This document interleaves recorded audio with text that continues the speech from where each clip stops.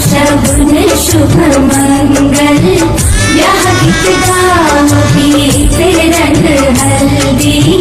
प्रेम से लगाओ शगुन शुभ मंगल, ब्याह गीत गाओ।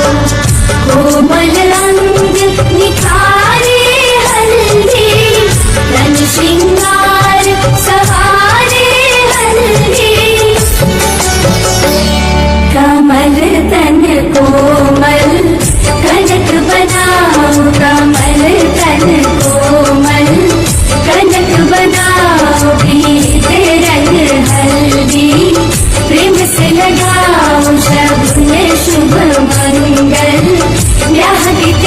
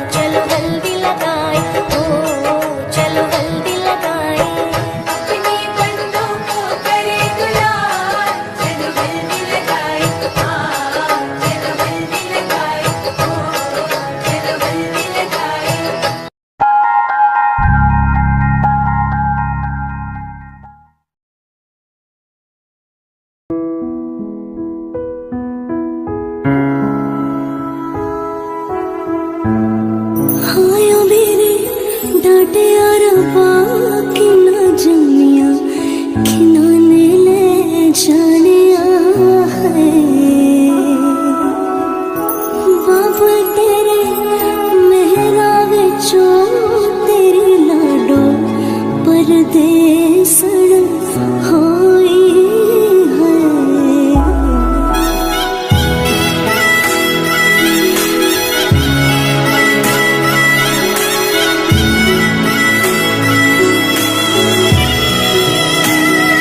तेरे शगुनादा छड़िया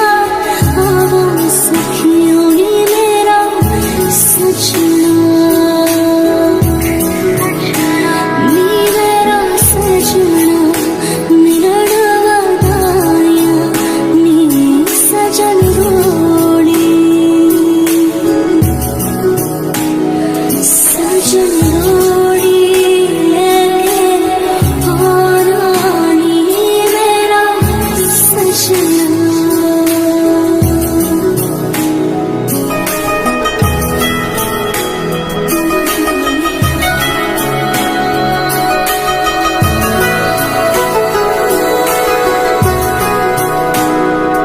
सारी खेड़ लकीरां दी सारी खेड़ लकीरां दी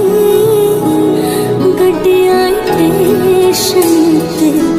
अख पिच गई वीरां दी गड्डियां स्टेशन ते जित्ता कुक्कड़ बने रहते जितना कुक्कड़ बने रहते काश ने दुपट्टे वलिए मुंडा सदके तेरे ते काश ने दुपट्टे वलिए मुंडा सदके तेरे ते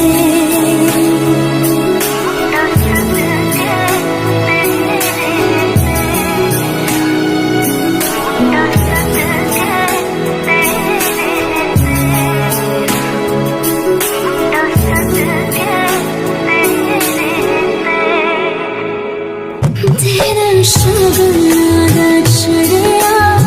आवो सखियों नी मेरा सजना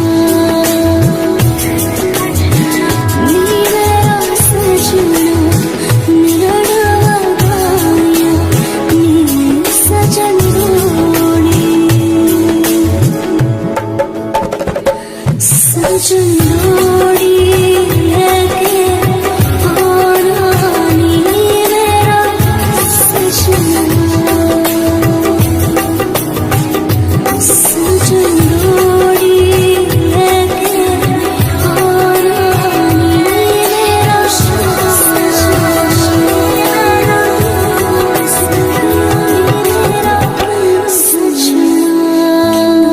ले जाने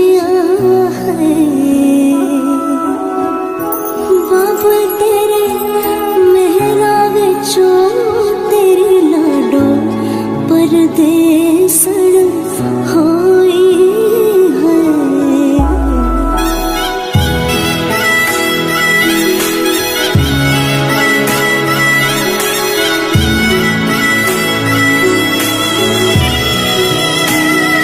तेरे शगुनादा छड़िया आवो सखियों नी मेरा सजना